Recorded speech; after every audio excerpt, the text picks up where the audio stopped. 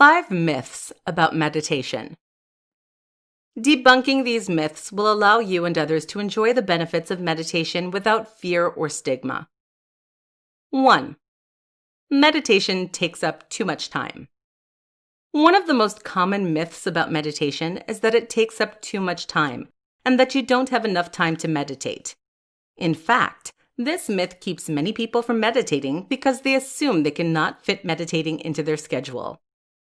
The truth of the matter is that meditation does take time, but everyone can do it. Just like any other task or action, meditation will require you to have a little time cut out for it. At the same time, though, meditation can fit into anyone's schedule. You just have to prioritize it. 2. Meditation is religious. A second common myth about meditation is that it is a religious or spiritual practice. This myth is partially true, but it does not have to be true for your practice. Your meditation is what you make it, and it is most important to make your meditation as comfortable for you as possible. Many religions incorporate meditation into their religious ritual. For example, some religions practice meditative yoga, while others pray. Both of these rituals are a form of meditations.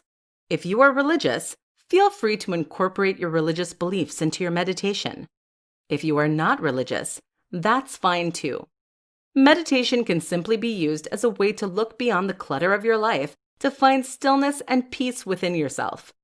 Many scientific studies support the benefits of all meditation, meaning that you don't have to connect yourself to a higher power for the meditation to be effective and personal.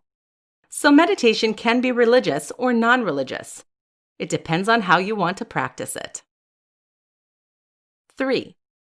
Meditation is for the disciplined. Another myth about meditation is that it is only for people with strong self-discipline.